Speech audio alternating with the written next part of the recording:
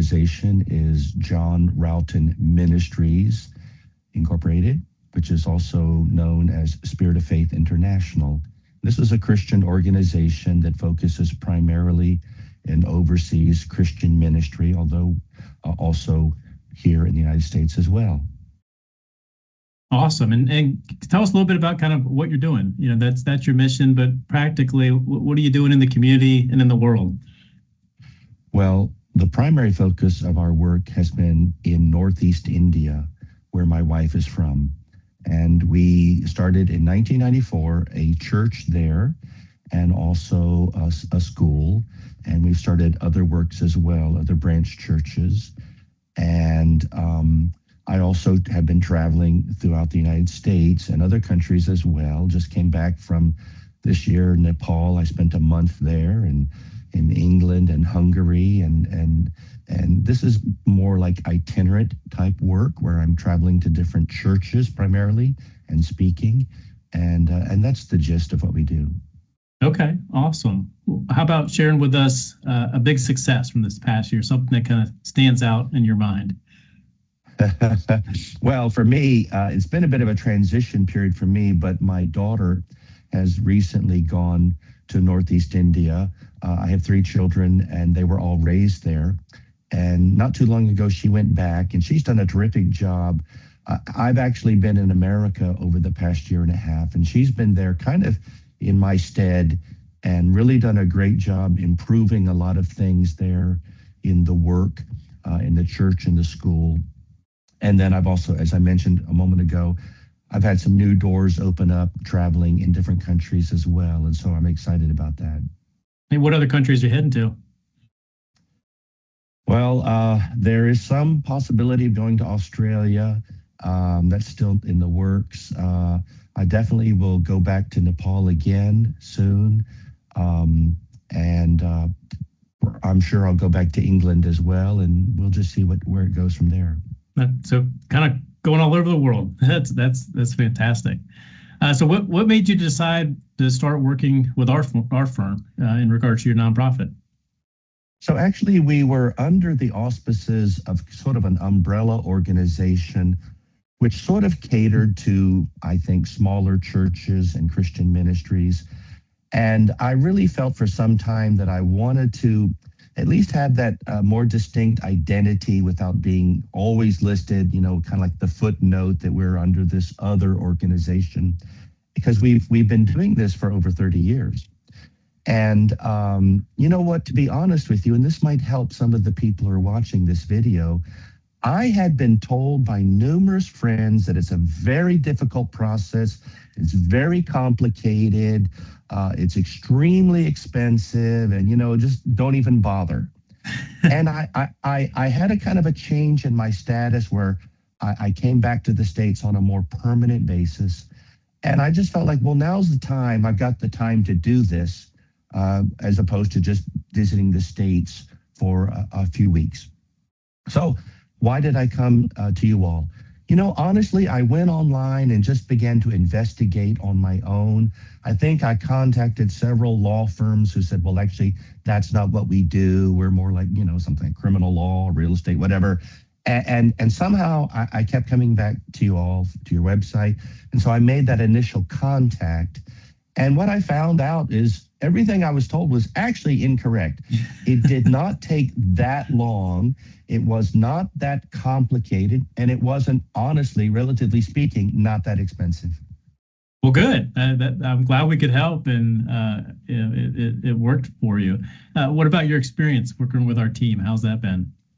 Well, it couldn't be smoother. Do you know, I never actually went to your offices, though I am locally. I'm not far from you. Everything was handled by phone and over email. And when the information was submitted to the IRS, and of course we knew there would be, you know, a wait time, and they were a little bit backlogged, but it wasn't that bad, actually. You know, it wasn't. I didn't wait like 7 years or something like that. You know, I hope not. Yeah, it wasn't that bad, and I think in all fairness, we had been doing this for some time. So I think that as far as the IRS is concerned, I imagine that there would be less questions because they had a little bit of track record to go by. But they had a few questions about this and that, which were relayed to me. And then I passed it on to you all, and I gave the information. I think that was just a couple of questions asked. It wasn't really a big deal. And, it was all done. So it couldn't be smoother. And so, what part of the service was most helpful? Our service was most helpful. Was it the pace? Was it the communication? Like, what thing stood out in your mind? Well, the woman I talked to was very helpful, very friendly, very kind, very down to earth. Spoke in layman's terms, and was very good about communication. Like if I made a call or sent an email, she got back to me right away. Usually, if not that day, the next day or something like that. So I think the process was very smooth, and that was a very positive thing because, sometimes you get involved in something, particularly in legal matters, and there's this huge caseload, and you're at the bottom of the list. You're not really a top priority, and you can get that feeling, and I've experienced that in some other type of endeavors, and you just kind of get the feeling that, that I've got to keep pushing these people to get some kind of action taking place. But that was not the case here. So I really do appreciate that. Honestly, it was as smooth as silk, and there are no complaints. Well, good. And that kind of leads in my next question. Did we meet your expectations? Sounds like yes. Yeah. Sounds like yes. Yeah, yes, we yeah. did. I can honestly say, no hesitation, that it was exactly what I expected. In fact, it worked better, and I'm very happy about it. Honestly, I'm saying that's true. Well, I appreciate that. And that's one thing we really try to focus on, being, intentional, trying to move things forward quickly, communicate quickly, not let things just sit on the back burner or,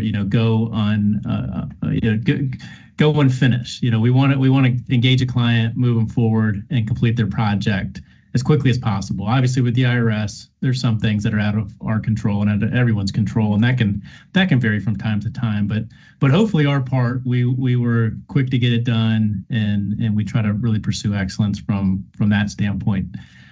So, would you recommend our services to someone starting a nonprofit? I would.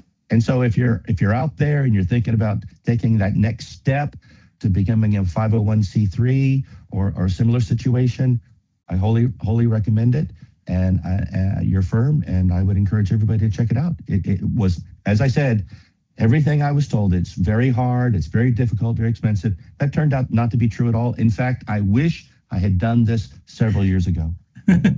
Well, I've heard that before, and so, if someone's starting a nonprofit, whether that's a religious base, church base, or a non-religious charity, what would be your word of advice to them in the early stages? Well, I think the thing is you definitely want to have clear definitions of what your purposes are, because you're going to have to be able to explain that. And I think that the first step, of course, is in the process of incorporating, like with your state, and getting your original bylaws and all that written down. And I had actually done that. So I will say this, maybe our case was a little easier than maybe someone else, but we already had that. We were already registered with the state. I'd already kind of done a little bit of homework on my own. So I think, in general, it's always good, whatever you can do on your own to get the process rolling, I think that's a good idea. So that's my advice, Yeah, and that's good advice. And I think with any new business or new nonprofit, it's getting the ball rolling. It's getting that first step moving forward. And a lot of, like you mentioned, a lot of nonprofits or founders, you'll do a lot of research. You may take that first step or two, but it's easy to stall out if you don't kind of continue to take, put one step forward and then just kind of continue to that momentum. And eventually that momentum will lead to the organization. You've been doing this a long time now. And then the organization can grow. You start impacting people, and that's really where it becomes fun. And that's I think that's probably the highlight of my experience in working with nonprofits. It's not just getting them started and getting their approval. That's great, but then seeing them become successful, seeing the organizations make an impact in the world like you're doing, and that's the exciting part. That's why it's fun to connect like this. Now is being able to kind of hear about what you're doing, the additional countries that you're entering into, and that gives me a lot of joy to say, okay, we were at least a small part of that. You're doing the hard work, but we can play some role in that. So I appreciate you allowing us to be a part of it. Sure. So tell me, kind of as we're wrapping up, how people can find you, how people can learn more about your organization, and even become a part of it if they'd like. Sure, I'd be happy to do that. Our website is sofi.life. That is SOFI.life. Now, that stands for Spirit of Faith International. The nonprofit, actually, the 501c3 is John Rougthon Ministries Incorporated. That's how we originally registered with the state, but I right away did a doing business as name, a fictitious name, is Spirit of Faith International. The church that's in Northeast India is called Spirit of Faith Church. That's kind of the name that we also use. So Sofi, SOFI.life is our website. We actually have a website for the church in India. If you're interested in that, it's sofi.church. And you can check out both of those things, and I think get a handle on who we are and what we're doing.